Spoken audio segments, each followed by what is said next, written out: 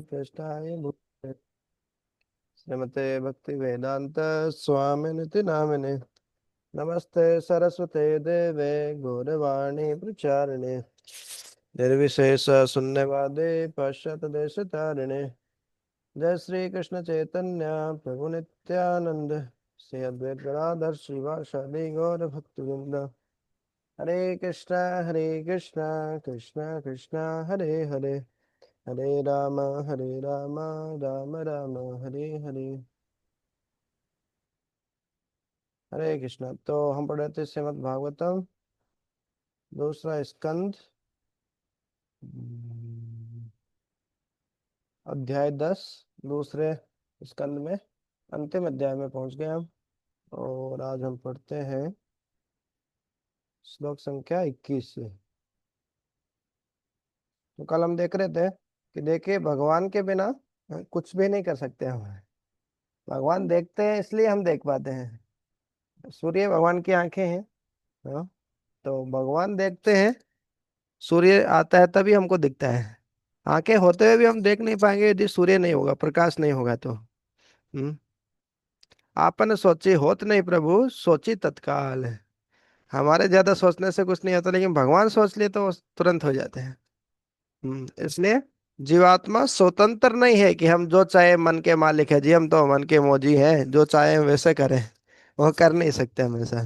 हम्म बोले सनातन को जड़ जड़ से ही मिटा देंगे। सनातन को जड़ से कैसे मिटाएंगे। बोले सूर्य की उपासना करते हैं हम, जल की करते हैं, सूर्य को मिटा देंगे, सबको मिटा देंगे। सनातन मतलब जो सनातन है, कभी नष्ट नहीं होता। तो जो भागवतम के 10 विषय हैं, अत्र सर्ग विसर्गस्य स्थानम पोषणम होते हैं। तो 10 विषयों में से जो सृष्टि के बारे में हम पढ़ रहे थे, तो आगे पढ़ते हैं उसके आगे श्लोक संख्या 21 से।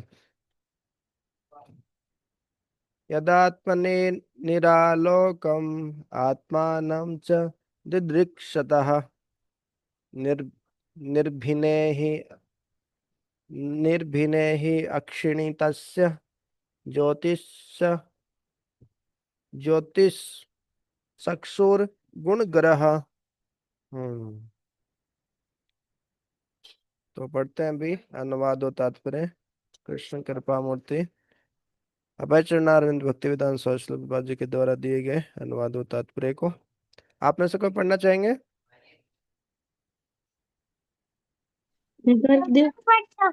हरे कृष्णा। हाँ पढ़िए।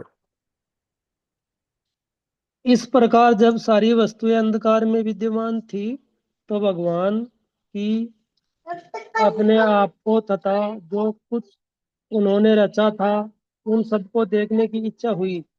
तब आंखें प्रकाशमान सूर्य देव देखने की शक्ति तथा दिखने वाली वस्तुओं के ये सभी प्रकट हुई।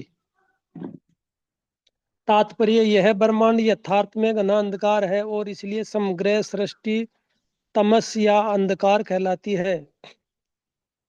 रात्रि ही ब्रह्मांड का वास्तविक स्वरूप है, क्योंकि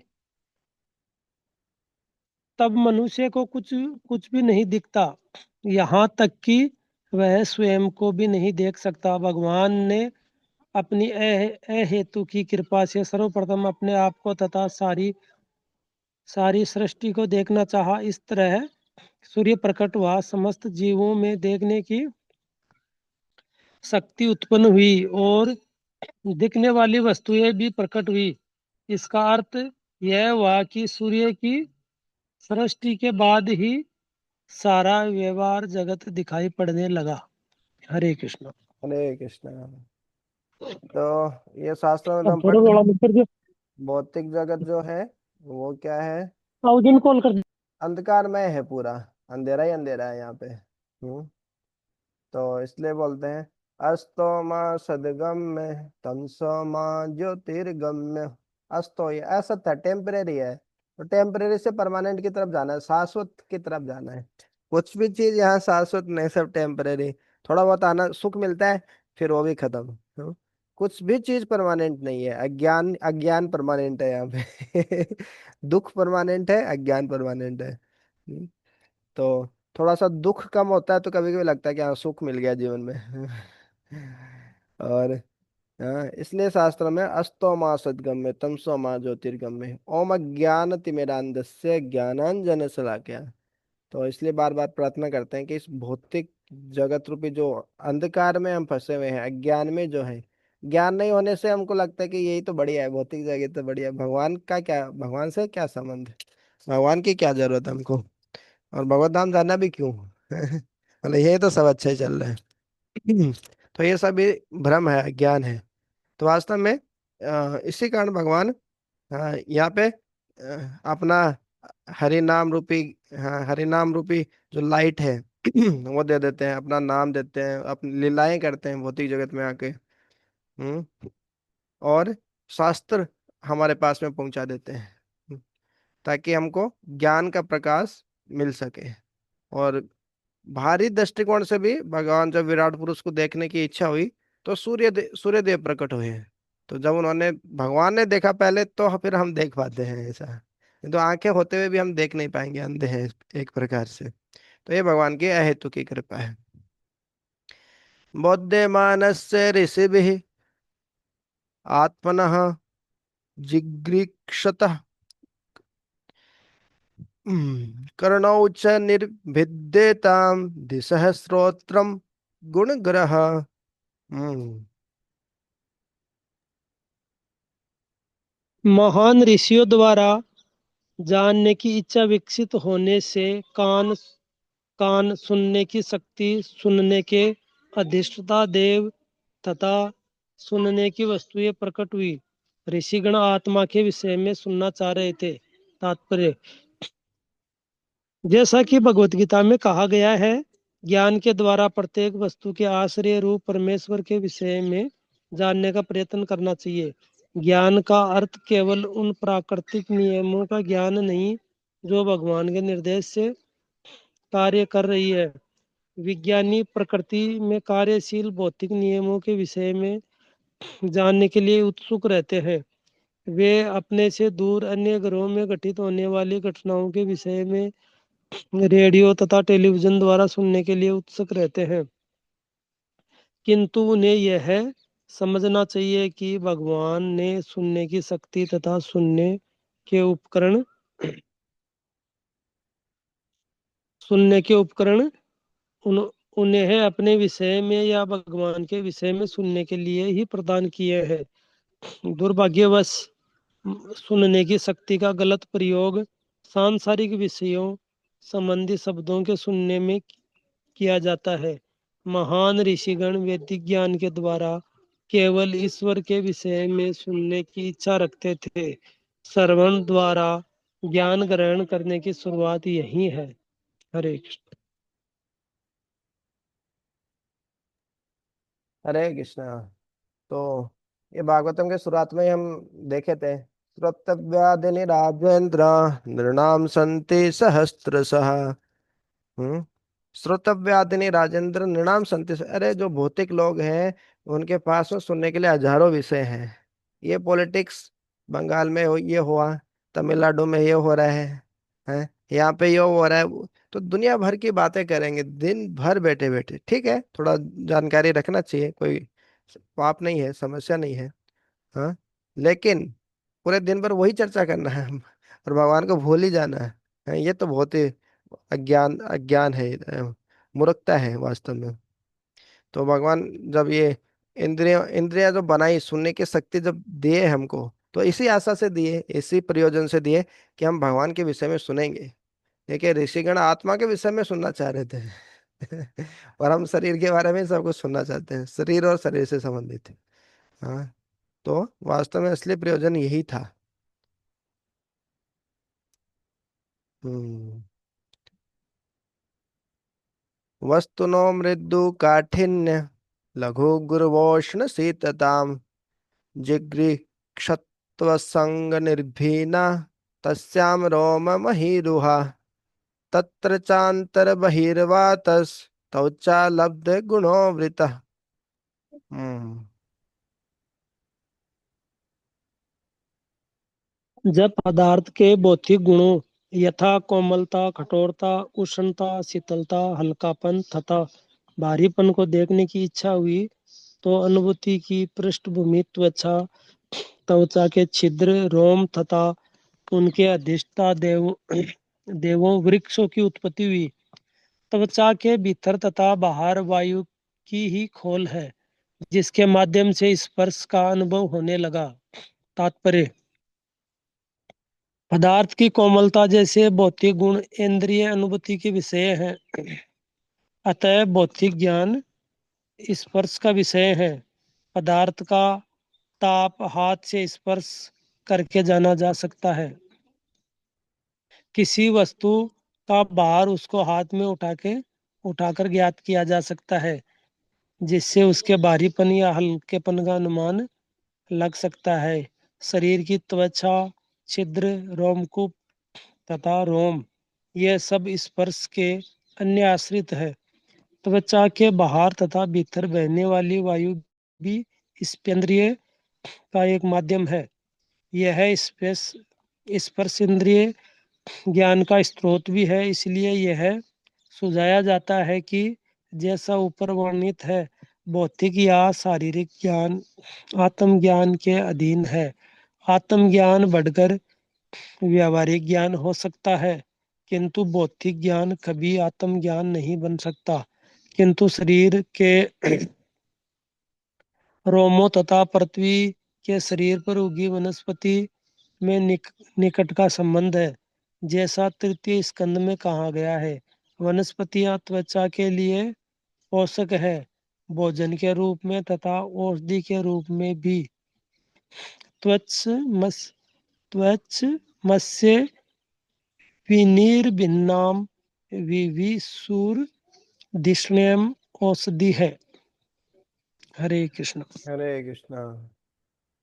तो अभी अलग अलग चीजों की उत्पत्ति कैसे हो रही है वो सब बता रहे हैं। जब पदार्थ के भौतिक गुणों कोमलता, कठोरता, उष्णता, शीतलता, हल्कापन तथा भारीपन को देखने की इच्छा हुई, तो अनुभूति की पृष्ठभूमि त्वचा, त्वचा के छिद्र, रोम तथा उनके अधिष्ठाता देवों वृक्षों की उत्पत्ति हुई। तो इनमें भी कनेक्शन है। तो इंद्रियों के इन सब चीजों की अनुभूति त्वचा के माध्यम से ही होता है।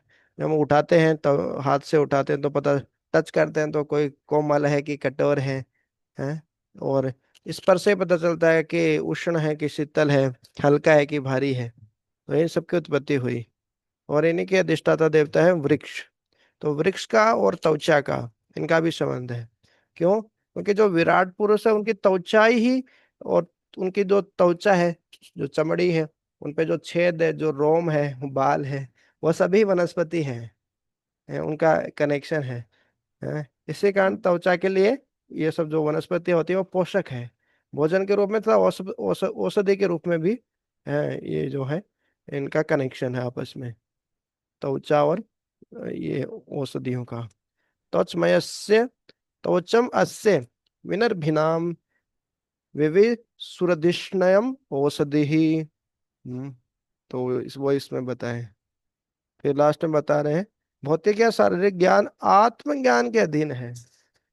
हाँ, कि जो भौतिक या शारीरिक ज्ञान है, आत्मज्ञान जब हो जाता है तो भौतिक ज्ञान भी अपने आप हो ही जाता है उनको वास्तव में है। और आत्मज्ञान बढ़कर व्यवहारिक ज्ञान हो सकता है, किंतु भौतिक ज्ञान कभी आत्मज्ञान नहीं बन सकता। तो इनको आध्यात्मिक ज्ञान होता है। तो आहार, जैसे युक्त आहार विहार से युक्त चेष्टा से उसका भौतिक जीवन भी बढ़िया ही रहता है। ऐसा नहीं कि भौतिक जीवन बर्बाद ही हो जाता है उसका अच्छा ही रहता है आध्यात्मिक ज्ञान रहने से।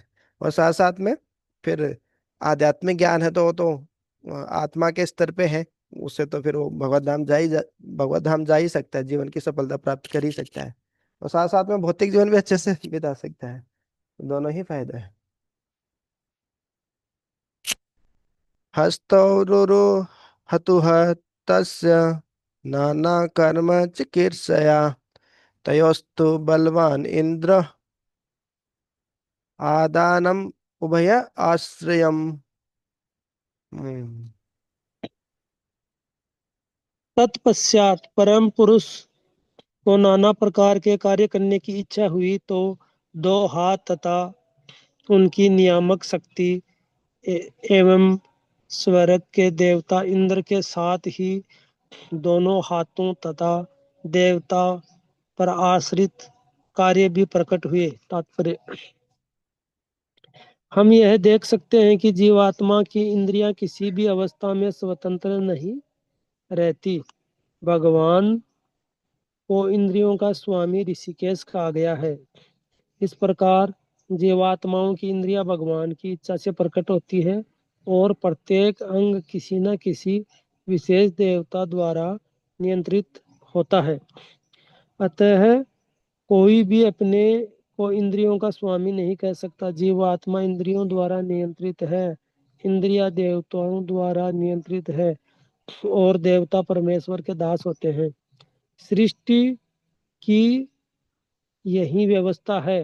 अंततः सब कुछ परमेश्वर द्वारा नियंत्रित होता है और प्रकृति तथा जीवात्मा को किसी प्रकार की स्वतंत्रता प्राप्त नहीं है।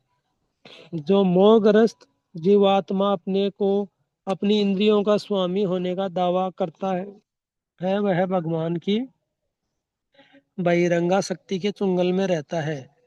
जब तक जीवात्मा को अपने शुद्ध अस्तित्व के घमंड में रहता है तब तक उसे भगवान की बहिरंगा शक्ति के कठोर नियंत्रण में समझना चाहिए और माया के चुंगल से मुक्ति पाने का कोई प्रश्न नहीं उठता, चाहे वह अपने को कितना ही मुक्त जीव क्यों न घोषित करता रहे। हरे कृष्णा। ठीक। तो बहुत ही सुंदर। हाँ, कि जो वास्तव में ऋषिकेश है, इंद्रियों के स्वामी तो भगवान ही है। हम बहुत बार इंद्रियों को नियंत्रित करने का प्रयास करते हैं, फिर विफल हो जाते हैं। हाँ, कभी तो जीवान नियंत्रण में नहीं रहती, ये खाना है वो खाना है, उल्टा सीधा खा के फिर पेट खराब कर देते हैं। हाँ, कभी मन भागता है बहुत ही इधर उधर। तो काम क्रोध लोभ ये सब अनर्थ, हाँ, हमारे इंद्रियों को नियंत्रण में नहीं रहने देते हैं। वास्तव में इंद्रिय हमारे नियंत्रण में है भी नहीं। हर एक इंद्रियों के लिए एक देवता है। अभी शायद हमने पढ़ा भी था, आगे भी आएगा। हर एक इंद्रियों को कैसे एक एक देवता नियंत्रित करते हैं। एक एक देवता नियंत्रित करते हैं। और फिर वो देवता भी स्वतंत्र नहीं है, उनको भगवान नियंत्रित करते हैं। हम्म, तो इस प्रकार से वास्तव में हम परतंत्र है, हमारी इंद्रिय ही हमारी नहीं है। हमारे कंट्रोल में नहीं है। लेकिन कुछ कुछ लोग सोचते हैं फिर भी नहीं, हम तो हमारे इंद्रिय नियंत्रण में है। जैसे कल रामचरितमानस में पढ़ रहे थे, नारद मुनि जी का जो प्रसंग था। हम्म, नारद मुनि जी ही क्या बता रहे थे कि उन्होंने तो काम पर विजय प्राप्त कर लिया है, शिव जी को जाके बता रहे हैं, अरे देखो आप ही काम वासना के चपेट में आ गए, क्रोध आ गया था एक बार आपको, लेकिन मैं तो जीत लिया हूँ। लेकिन फिर वो हरि के पास में जाएंगे, फिर भगवान हरि के सामने तो किसी का घमंड चलता नहीं है। भगवान को बहुत मजा आता है किसी का अहंकार फोड़ने में और मटकी फोड़ने में, दो चीज। हम्म, तो वास्तव में हर कोई जीवात्मा यहाँ पे हम देखते हैं कि बहुत ईर्ष्या है या कुछ चाहिए, है ना। तो इस प्रकार से जब किसी को फ्रस्ट्रेट हम देखते हैं, तो वास्तव में वो हमको देखना चाहिए कि वो कृष्ण प्रेम के लिए लालायित है। कृष्ण प्रेम मिल नहीं रहा तो वो इधर उधर से कुछ ये चाहिए वो चाहिए ये सब करना चाह रहे हैं। तो शुद्ध भक्त लोग ऐसे ही देखते हैं, वास्तव में उसको प्रेम नहीं मिल रहा है। उसको प्रेम चाहिए, और प्रेम भी कैसा चाहिए? अहेतु की अप्रतिहता है।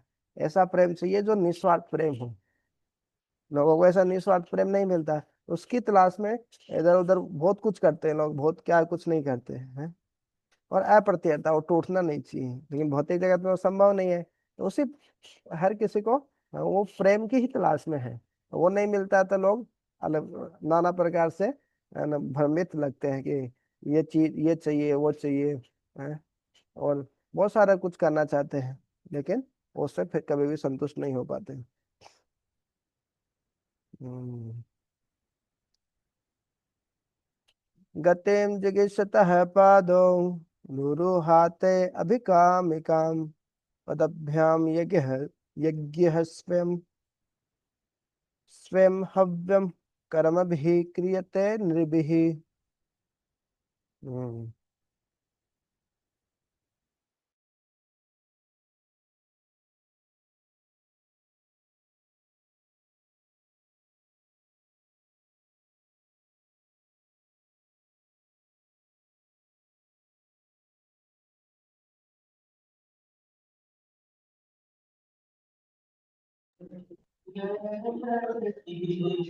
हरे कृष्णा।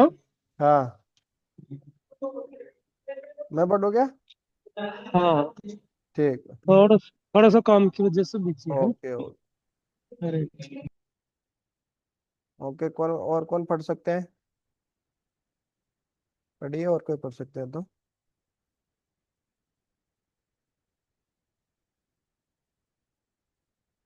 ठीक है, तो मैं पढ़ता हूँ। तत्पश्चात गति इधर उधर चलने को नियंत्रित करने की इच्छा से उनकी टांगे प्रकट हुई, और टांगों से उनके अधिष्ठाता देव विष्णु की उत्पत्ति हुई। इस प्रकार के स्वयं विष्णु द्वारा निगरानी करने से सभी प्रकार के मनुष्य अपने अपने निर्धारित यज्ञ कार्यों में संलग्न है। तो यज्ञ मतलब भगवान विष्णु की संतुष्टि के लिए कार्य करना। जो भगवान की निगरानी में, जब विराट विराट रूप की इस प्रकार से चलने की इच्छा हुई तो टांग आ गए। भगवान इच्छा करते हैं, उसी से सब हो जाते हैं। प्रत्येक व्यक्ति अपने कार्य विशेष में संलग्न रहता है, और जब वह इधर उधर जाता है तो ये कार्य प्रकट होते हैं। संसार के बड़े बड़े शहरों में यह सुस्पष्ट दिखता है। लोग इन शहरों में एक स्थान से दूसरे स्थान को बड़े बड़े कार्य लेकर घूमते हैं। यह गतिशीलता बड़े बड़े शहरों तक ही सीमित नहीं होती है, शहरों से बाहर भी विभिन्न वाहनों द्वारा एक स्थान से दूसरे स्थान तक या एक शहर से दूसरे शहर तक देखी जाती है। लोग व्यापार की सफलता हेतु सड़कों पर कारों तथा रेलों द्वारा चलते हैं, और पृथ्वी के भीतर भूमिगत रेलों द्वारा आकाश में वायुयान द्वारा यात्रा करते हैं। तो ये गतिशीलता देखिए, इसी कारण हमारे अंदर भी ये गतिशीलता है। व्यापार करने के लिए, पढ़ाई करने के लिए, बहुत कुछ करने के लिए व्यक्ति गतिशील रहता है। एक जगह चैन से बैठ नहीं पाता है। किंतु इन समस्त गतियों का मूल उद्देश्य सुखी जीवन के लिए धन अर्जित करना होता है। ये सुखी जीवन के लिए सारे विज्ञानी, कलाकार, इंजीनियर, टेक्नीशियन मानव क्रियाशीलता की विभिन्न शाखाओं में लगे रहते हैं, किंतु वे ये नहीं जानते कि मानव जीवन के उद्देश्य की पूर्ति के लिए कार्यों को किस प्रकार सार्थक बनाया जाए। इस रहस्य से अनजान होने से उनके सारे कार्य अनियंत्रित इंद्रिय तृप्ति के उद्देश्य से किए जाते हैं, अतः वे ऐसा करके अनजाने ही अंधकार के गहन क्षेत्रों में प्रवेश करते हैं। भगवान की बहिरंगा शक्ति द्वारा मोहित होने से वे परम भगवान विष्णु को पूरी तरह भूल चुके हैं, और यह मान बैठते हैं कि यह जीवन जैसा कि आजकल भौतिक प्रकृति के अंतर्गत प्रदर्शित होता है, अधिकाधिक इंद्रिय भोग के लिए है। किंतु ऐसी गलत देहात्म बुद्धि से वांछित मन शांति की प्राप्ति नहीं हो सकती। अतः प्रकृति के समस्त साधनों का उपयोग करते हुए ज्ञान में वृद्धि करके भी इस भौतिक सभ्यता में कोई सुखी नहीं रहता। रहस्य यह है कि उन्हें विश्व शांति के लिए कदम कदम पर यज्ञ करने का प्रयास करना चाहिए। अबे विश्व शांति के लिए बहुत मीटिंग करेंगे, ये होगा, यूनाइटेड नेशन बना दिया, लेकिन कुछ काम होता है क्या? नहीं होता है कि है? बल्कि झगड़ा ही होता है उससे। भगवत गीता में भी इसी रहस्य का उपदेश दिया है। यज्ञ करने से शांति स्थापित हो सकती है। स्वे स्वे कर्मणि अभिरत संसिद्धिं लभते नरः, स्वकर्म निरतः सिद्धिं यथा विन्दते तच्छृणु। यतः प्रवृत्ति भूतानां येन सर्वमिदं ततं, स्वकर्मणा तम अभ्यर्च्यं सिद्धिं विन्दति मानवः। भगवान ने अर्जुन से कहा, अब इसके तत्व को मुझसे सुनो कि अपने स्वाभाविक कर्म में लगा हुआ मनुष्य किस प्रकार समसिद्धि को प्राप्त हो जाता है। परमेश्वर की पूजा द्वारा तथा जिस परम भगवान भगवान विष्णु में यह संपूर्ण जगत व्याप्त है, और जिसके नियंत्रण में प्रत्येक जीवात्मा अपनी प्रवृत्ति के अनुसार अपनी वांछित सुविधाएं प्राप्त करता है, उसके लिए यज्ञ करके मनुष्य जीवन की परम सिद्धि प्राप्त कर सकता है। तो जो जो अपने कार्य कर रहे हैं उसको यज्ञ में बदलना चाहिए, वो भगवान की संतुष्टि के लिए कार्य करना चाहिए। तो उससे सिद्धि विन्दति मानव, मनुष्य अपने जीवन की सिद्धि को प्राप्त कर सकता है वास्तव में। जो कार्य कर रहे हैं वो तो करो, लेकिन उसको भगवान की सेवा में कर लेंगे, उसी थोड़ा सा उसकी दिशा बदल देंगे कार्य की, तो जीवन सफल हो जाएगा। जीवन में विभिन्न प्रकार के लगावों का होना हानिकारक नहीं है। अटैचमेंट आ सकती रहती है, लगाव होता है, क्योंकि विभिन्न कार्यों द्वारा अपने जीवन की योजना बनाने के लिए मुझसे कुछ अनुपात में स्वतंत्र है, किंतु उसे भली बात समझ लेना चाहिए कि इस जीवन में वो पूर्णतः स्वतंत्र नहीं है। हम स्वतंत्र तो है, कुछ तो छूट है हमारे पास, है? मन के मालिक है, मन के मौजी हैं, तो कुछ तो है। लेकिन ऐसे गाय को जब पोल से, खूंटे से बांध के रखा जाता है, तो थोड़े ही दूरी में घूम सकती है। पूर्ण स्वतंत्र नहीं है कि वो कहीं पे भी जाके घूम के आ जाए ऐसा। तो वैसे ही हम है, हम जो चाहे वो नहीं कर सकते। वैसे भी देख लीजिए, जो हमारी इच्छा होती है सब कर सकते हैं क्या? नहीं कर सकते, सब नहीं मिलता है हमको। हम्म। यह जानते हुए उसे नियम पूर्वक अपने कार्य तथा श्रम के फलस्वरूप भगवान विष्णु के प्रेमा भक्ति में दक्ष अधिकारी विद्वानों द्वारा बताई गई विधि से भगवान की सेवा करनी चाहिए। ऐसे कार्य करने के लिए शरीर का सबसे महत्वपूर्ण अंग टांगे होती है, क्योंकि इनके बिना एक स्थान से दूसरे स्थान को नहीं जाया जा सकता है। तथा भगवान मनुष्य की टांगों पर विशेष नियंत्रण रखते हैं क्योंकि ये यज्ञ करने के निमित्त है। तो हमारे जो टांग है, पैर है, उनका सही उपयोग करना चाहिए। वास्तव में ये भी यज्ञ करने के लिए ही है, चलकर भगवान के मंदिर जाने के लिए, सेवा करने के लिए ही है। इनका गलत उपयोग नहीं करना चाहिए। तो भागवतम को यहीं विश्राम देते हैं। अभी हम अ, दामोदर अष्टकम पढ़ते हैं, जो कि बहुत ही महत्वपूर्ण है। दामोदर अष्टकम पूरे कार्तिक महीने हम उसको गाते हैं। हम्म। नमामीश्वरं सच्चिदानन्दरूपं लसत्कुण्डलं गोकुले व्रजमानम।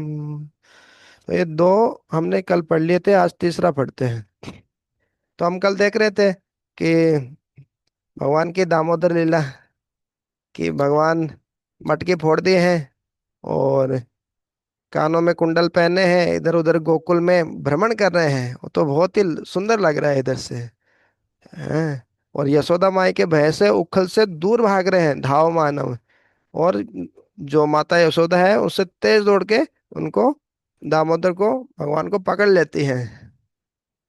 हैं। तो ऐसे भगवान को सच्चिदानंद जो है, वो हमारी तरह भौतिक नहीं है। भगवान सच्चिदानंद है, उनको मैं नमस्कार करता हूँ। भगवान रुदंतम मोहर नेत्र युग्म मृजन, दोनों भगवान रुदन कर रहे हैं, दोनों हाथों से ऐसे मसल रहे हैं, लंबा लंबा सांस ले रहे हैं, डर गए हैं। जिनसे भय भी भय खाता है वो, यमराज भी डरते हैं, वो भगवान खुद डरे हुए हैं यशोदा माँ की, माता की छड़ी से। और उससे मोतियों की माला जो है कंपित हो रही है, गले में 3 रेखाएं बन गई हैं। तो ऐसे दामोदर जिनको भक्ति से बांधा है, वास्तव में यशोदा माता ने पहले बहुत प्रयास किया, लेकिन बाद में उनकी भक्ति से जब प्रसन्न हुए, तो यशोदा माता ने उनको बांध दिया उखल से। एते दृक् लीला भी आनंद कुंड, आनंद कुंडे, इस प्रकार से अपनी लीलाओं के द्वारा आनंद का कुंड बना देते हैं। जैसे पानी का कुंड होता है, वैसे आनंद का कुंड है। भगवान की लीलाओं में जो रमण करते हैं भक्त लोग हैं, वो आनंद के कुंड में हैं, रहते हैं। स्वघोषम निमज्जनतम आख्यापयंतम तदेश तैगेषु भक्तिर्जितत्वम पुनः प्रेमतस्तम सतावृत्ति वंदे। तीसरे का अनुवाद पढ़ते हैं। इन अद्भुत बाल्य लीलाओं से श्री कृष्ण सभी गोकुलवासियों को आनंद के सागर में निमग्न कर देते हैं। आनंद कुंडे निमग्न कर देते हैं, निमज्जनतम आख्यापयंतम। इस प्रकार वे भगवान के ऐश्वर्य ज्ञान में लीन लोगों के समक्ष घोषणा करते हैं, मैं केवल अपने प्रेमी भक्तों द्वारा ही जीता जा सकता हूँ। हाँ, प्रेम सबसे श्रेष्ठ है भगवान से, निस्वार्थ प्रेम करना है। हाँ, जैसे सुदामा का प्रेम देखते हैं ना, तो कोई अपना भौतिक लाभ के लिए नहीं गए, वो भगवान से मिलने भी गए तो बताए भी नहीं कि मेरे को ये चाहिए वो चाहिए, बल्कि हालत क्या थी उनकी, कंगाले में आटा गिला था, खाने की भी नहीं थी, बच्चे लोग भूखे ही सो रहे थे उनके। तो भगवान घोषणा कर रहे हैं, मैं केवल भक्ति से जीता जा सकता हूँ। भगवत गीता में भी 3 4 बार, कितनी बार बताए, भक्त्या माम अभिजानाति है। तो ऐसे मैं प्रेम पूर्वक बदाम उनको सत सत नमन करता हूँ। हम्म। भक्तेर्जितत्वम तदेशितगेषु भक्तेर्जितत्वम, केवल भक्ति के द्वारा ही मैं जीता जा सकता हूँ। स्वघोषम, इस प्रकार से घोषणा कर रहे हैं। निमजंतम आख्यापयंतम, ये केवल मेरे को भक्ति के द्वारा ही जीता जा सकता है। ऐसे भगवान को मैं वंदन कर रहा हूँ। सत्ता सतावृत्ति वंदे। हम्म। वरम देव मोक्षम न मोक्षम वधिम वा न चान्यम वृणेहम वरिषादपीह इदं ते वपुरनाथ गोपाल बालम सदा मे मनस्या विरास्ताम किमन्ये। हम्म। तो प्रार्थना करें, वरम देव, मेरे को वरदान दीजिए, न मोक्ष चाहिए, मोक्ष वधिम चाहिए, न चान्यम वर्णम। तो मेरा क्या है, जो आपका बाल गोपाल स्वरूप है, केवल उसी का मैं चिंतन करूं, केवल मेरे को वही चाहिए।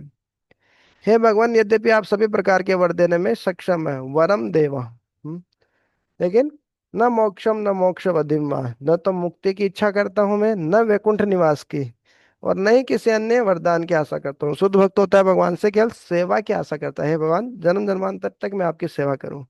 हे भगवान, मेरी केवल यही इच्छा है कि आपका ये बाल गोपाल रूप सदैव मेरे हृदय में प्रकट होता रहे। इसके अतिरिक्त अन्य वरदानों का मेरे लिए क्या लाभ। इतना सुंदर व्याख्या कहने हैं। तो इसको हम अभी सुनते हैं। ये दो श्लोक इसको याद भी कर सकते हैं साथ साथ में, तो कार्तिक में हर महीने गाने में आसानी होगी।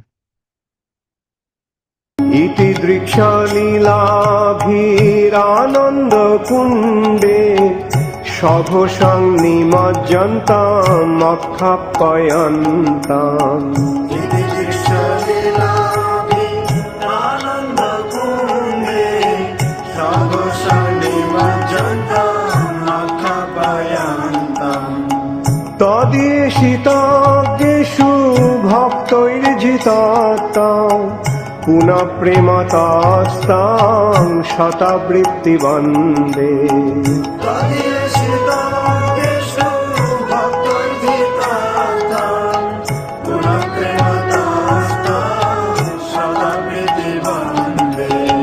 नमामि सारांसा चिदानन्दरूपं लसत्कुण्डलं गोकुले भ्रजमानम्।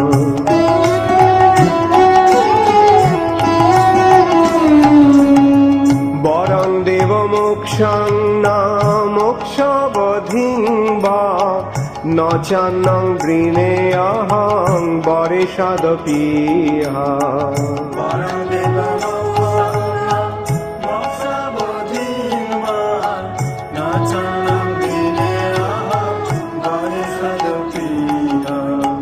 ईदन्ते गोकुर्नाथ गोपाल बाला सदा मे मनसा वीरास्तां किमन्यै। ईदन्ते गोकुर्नाथ गोपाल बाला सदा मे मनसा वीरास्तां किमन्यै। नमामि सारांसा चिदानन्दरूपम् लसत्कुण्डलं गोकुले भ्रजमानम्।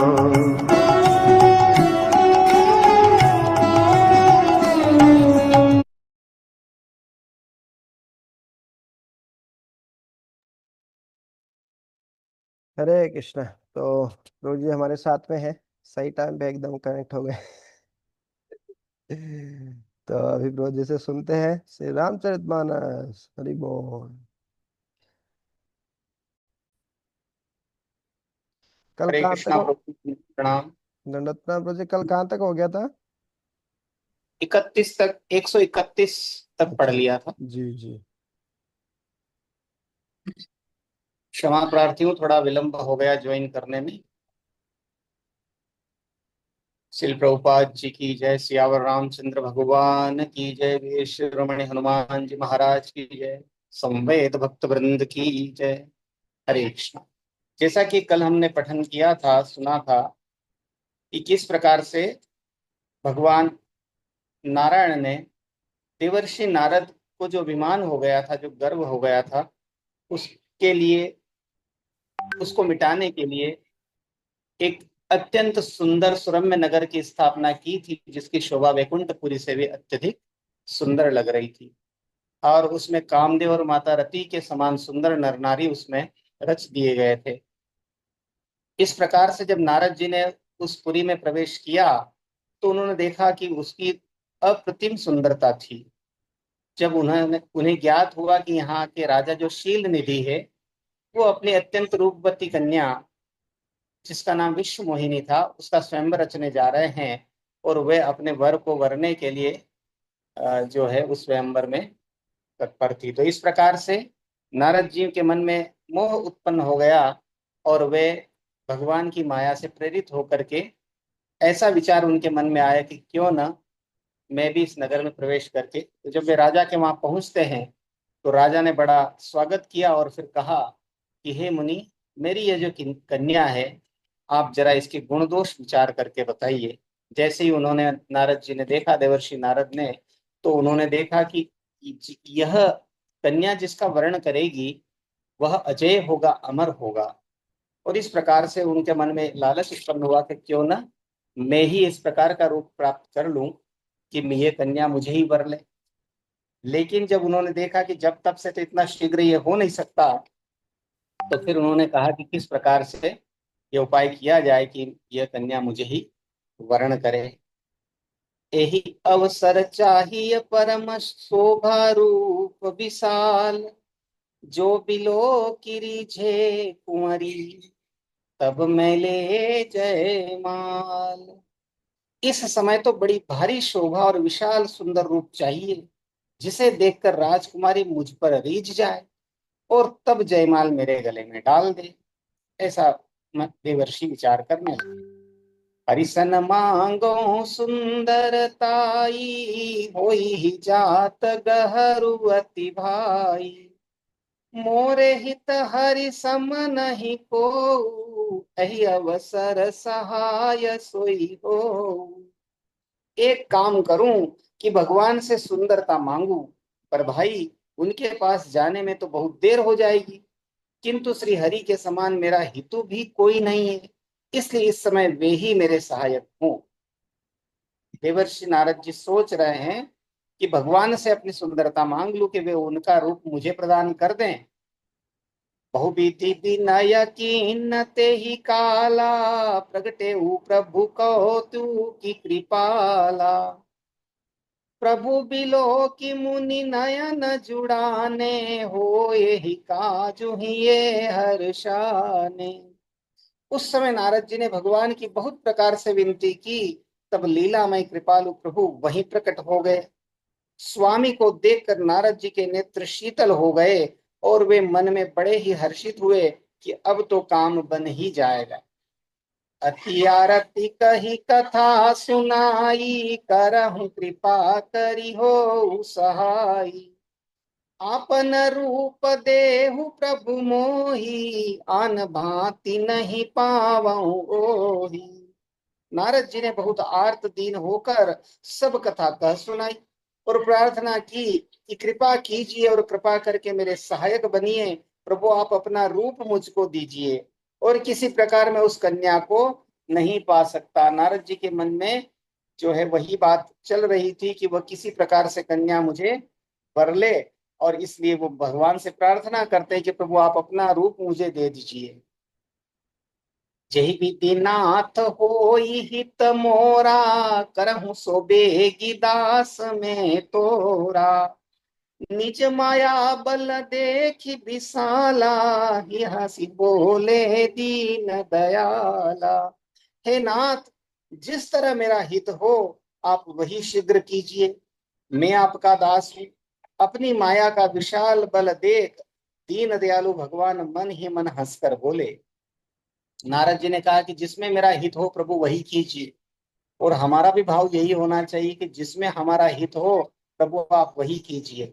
हम हमारा हित जरूर विचार करते हैं, और हम सबको इस बात का अनुभव है कि हम सोचते हैं, प्लानिंग करते हैं किसी कार्य की कि यदि यदि ये कार्य हो जाए तो इसमें मेरा बड़ा हित होगा, लेकिन कई बार हमारा अनुभव उल्टा बैठता है। वह कार्य भगवान की कृपा से हो भी जाता है, क्योंकि हम जिद पूर्वक मानते हैं, भगवान उसे सुन लेते हैं, समझ लेते हैं और हमें प्रदान भी कर देते हैं, लेकिन वह हमारे लिए जो है सुखदायक सिद्ध नहीं होता है। कई बार हमारा यह अनुभव सामने आता है। फिर यही बात होती है कि जो हमारे लिए अच्छा हो प्रभु आप वह कीजिए। जय विधि नाथ होई हित मोरा, करो सो बेगी दास में तोरा। मैं आपका दास हूँ, जिसमें मेरा हित हो आप वही कीजिए। मुझे तो ये भी ज्ञान नहीं कि मेरा हित किसमें है। और अ, भगवान ने नारद जी के हित के लिए किया, जो वो चाह रहे थे वो न होते हुए जो जिसमें उनका हित था वही भगवान ने किया। जेहि विधि हो यही परम हित, नारद सुनहु तुम्हार, सोई हम करब न आन कछु, वचन न मृषा हमार। हे नारद जी सुनो, जिस प्रकार आपका परम हित होगा हम वही करेंगे, दूसरा कुछ नहीं। हमारा वचन असत्य नहीं होता। कुपथ मागरु व्याकुल रोगी, वेदन देई सुनहु मुनि जोगी, यही विधि हित तुम्हार में ठयहूँ, कयस अंतरहित प्रभु भयहूँ। हे योगी मुनि सुनिए, रोग से व्याकुल रोगी कुपथ्य मांगे तो वैद्य उसे नहीं देता। इसी प्रकार मैंने भी तुम्हारा हित करने की ठान ली है। ऐसा कहकर भगवान अंतर ध्यान हो गए। अब नारद जी जो चाह रहे थे कि मुझे वो वर ले, ऐसा स्वरूप प्रदान हो जाए, लेकिन भगवान ने भी कहा कि हम जो है मान लीजिए वो कोई डॉक्टर जो चिकित्सक है वो रोगी को दवाई दे और साथ में यदि वो पथ्य भी न रखे तो वैद्य उसकी इजाजत नहीं देता। इसलिए हम जो है कोई बीमारी का उपाय भी करें और यदि उसका परहेज भी ना करे तो वो दवाई काम नहीं करेगी। तो भगवान भी यही कह रहे हैं कि मैं तुम्हारा जो हित होगा देवर्षि, जो आपका हित होगा वही करूंगा, ऐसा मैंने ठान रखा है। और इस प्रकार से कह करके भगवान अंतर्धान हो गए। माया भी बस भये मुनि मूढ़ा, समुझी नहीं हरि गिरा निगूढ़ा। गवने तुरत तहाँ ऋषिराई, जहाँ स्वयंवर भूमि बनाई। भगवान की माया के वशीभूत हुए मुनि ऐसे मूढ़ हो गए कि वे भगवान की अगूढ़ स्पष्ट वाणी को भी न समझ सके। भगवान की वाणी नहीं समझ पाए। भगवान ने तो कहा कि बिल्कुल तुम्हारा जो हित होगा वही मैं करूंगा। अब नारद जी तो ये समझ रहे थे कि मेरा हित तो उसी में है कि भगवान अपना स्वरूप दे देंगे और वो कन्या मुझे वर लेगी। लेकिन भगवान की इस गूढ़ रहस्यमयी बात को भी वह समझ नहीं सके। क्यों न समझ सके? क्योंकि भगवान की माया थी और भगवान की माया इसलिए थी कि वो अपने परम भक्त का, अपने ही स्वरूप का जो है वो अभिमान हरना चाहते थे। ऋषिराज नारद जी तुरंत वहां गए जहां स्वयंवर की भूमि बनाई गई थी।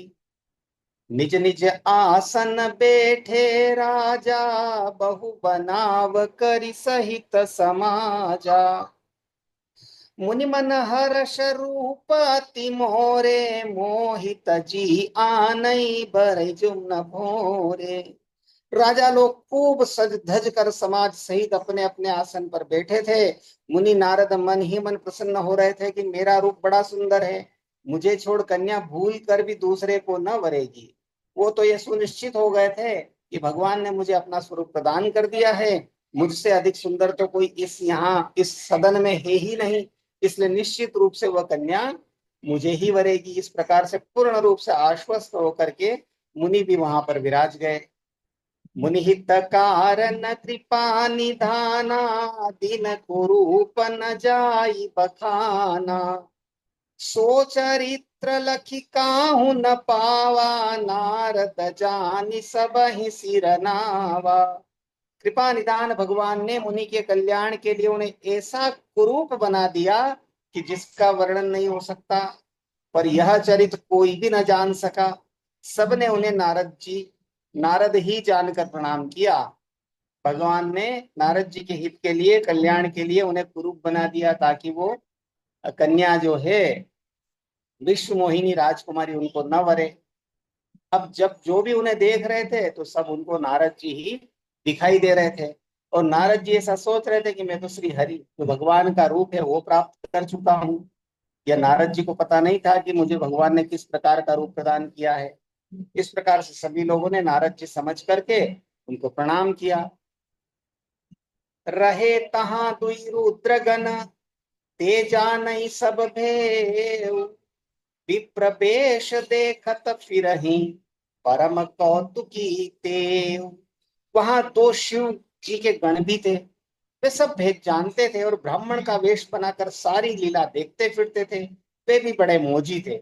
शिव जी के दो गण थे, उनको पता था कि नारद जी जो सोच रहे हैं वैसा उनका स्वरूप है नहीं, उनका स्वरूप तो बिल्कुल कुरूप है। ये वे जानते थे और वो भी ब्राह्मण का वेश बना करके उसी सभा में थे। जेहि समाज बैठे मुनि जाई, हृदय रूप अहमिति अधिकाई। कहाँ बैठे महेश गण दो, विप्र वेश गति लखई न को। नारद जी अपने हृदय में रूप का बड़ा अभिमान लेकर जिस समाज में जाकर बैठे थे, ये शिव जी के दोनों गण भी वहीं बैठ गए। ब्राह्मण के वेश में होने के कारण उनकी इस चाल को कोई न जान सका। परहि कोटि नारद ही सुनाई, नीकी दीन हरि सुंदरताई। रिजहि राजकुंवरी छवि देखी, नहीं बरी हरि जानि विशेषी।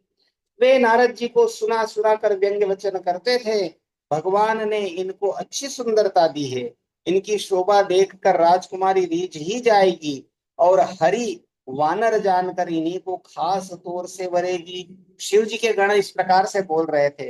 नारद जी को सुना करके कि बड़ी अच्छी सुंदरता दी है भगवान ने इनको, और भगवान ने उनको हरि का, और हरि का यहाँ पर एक अर्थ दिया है वानर, अर्थात वानर का स्वरूप दे दिया था। इस प्रकार से वो नारद जी तो समझ रहे थे कि मेरा ही गुणगान कर रहे, मेरी सुंदरता का बखान कर रहे, लेकिन वो वास्तव में कह रहे थे कि हरि का रूप उनको दे दिया, और राजकुमारी तो निश्चित रूप से इनको ही वर्ण करेगी। मुनि मोह मन हाथ पराए, हसहि शंभुगन अति सचुपाए। यद्यपि सुनहि मुनि अटपटी बानी, समुझि न परई बुद्धि भ्रमसानी। नारद मुनि को मोह हो रहा था, क्योंकि उनका मन दूसरे के हाथ माया के वश में था। शिव जी के गण बहुत प्रसन्न होकर हंस रहे थे। यद्यपि मुनि उनकी अटपटी बातें सुन रहे थे, पर बुद्धि भ्रम में सनी हुई होने के कारण वे बातें उनकी समझ में नहीं आती थी। उनकी बातों को वे अपनी प्रशंसा समझ रहे थे। काहू न लखा सो चरित विशेषा, सो स्वरूप नृप कन्या देखा। मरकट बदन भयंकर देही, देखत हृदय क्रोध भाते। इस विशेष चरित को और किसी ने नहीं जाना, केवल राजकन्या ने नारद जी का वह रूप देखा। उनका बंदर का सा मुंह और भयंकर शरीर देखते ही कन्या के हृदय में क्रोध उत्पन्न हो गया। सखी संग ले कुंवरी तब, चली जनु राम राजमराल। देखत फिरई महीप सब, कर सरोज जयमाल। तब राजकुमारी सखियों को साथ लेकर इस तरह चली मानो राजहंसनी चल रही है। वह अपने कमल जैसे हाथों में जयमाला लिए सब राजाओं को देखती हुई घूमने लगी। हरे कृष्णा। सियावर रामचंद्र भगवान की जय। हरे कृष्ण। हरे कृष्णा। बहुत सुंदर प्रसंग प्रभु जी। काम वासना के चपेट में आते हैं तो फिर ऐसे ही लगता है, कुछ बात समझ में नहीं आती है, लगता है मैं ही तो श्रेष्ठ हूँ सब कुछ। तो बहुत बहुत धन्यवाद। तो यहीं विराम देते हैं हम। ग्रंथराज श्रीमद् भागवतम की जय। श्री रामचरितमानस जी की जय। अनंत कोटि वैष्णव वृंद की जय। हमारे श्रीधर प्रभु हरे जी की जय। हरे कृष्णा। हरे कृष्णा। प्रभु जी, कल से पुरुषोत्तम मास शुरू हो रहा था, उसके लिए नियम। उसके लिए नियम ग्रुप में शेयर कर देंगे। हमारे लिए तो हर ठीक। महीना ही पुरुषोत्तम मास।